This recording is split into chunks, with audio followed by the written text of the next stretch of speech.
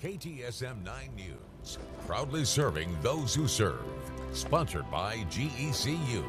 Well, now to some sad news. This afternoon, we've learned a gentleman we featured on Serving Those Who Served has passed away.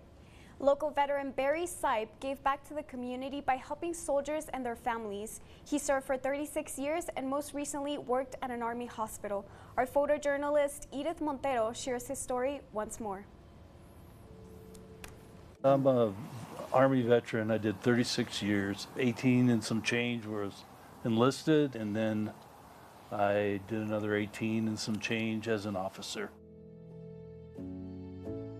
One of my friends had joined the Army about 6 months earlier, and he looked super healthy and fit, and he was a pharmacy tech in the Army.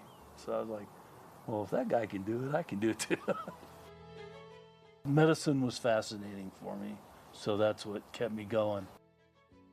I wanted to become a PA, physician assistant. In the days before the internet, getting the classes was really super hard. The whole process took a long time, and I finally applied and got accepted. That's when my officer career started.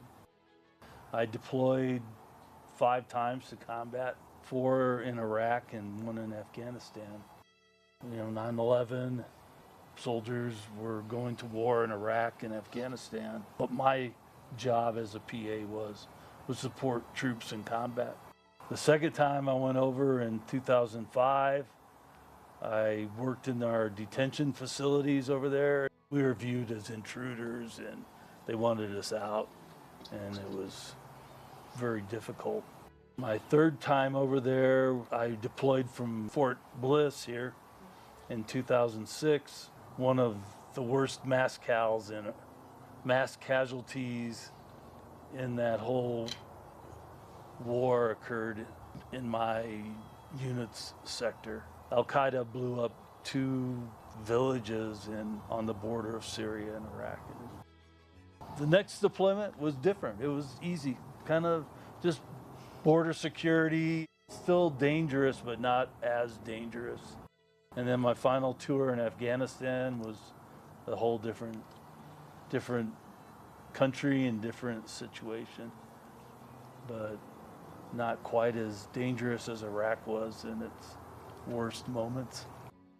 I didn't know if I was going to come back or come back in one piece, and it kind of, not something I dwelled on, but I was certainly thankful and prayed that I would come back, and the people I was with would come back, and that my family, my wife and my sons and grandchildren would be good when we got back to, that they wouldn't go through a lot of stuff.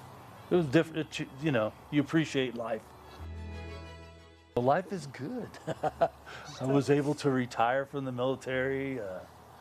I work at the Army hospital in the Department of Neurology, something I'm really proud of. I'm still working with soldiers and their family members, which I'm proud of as well.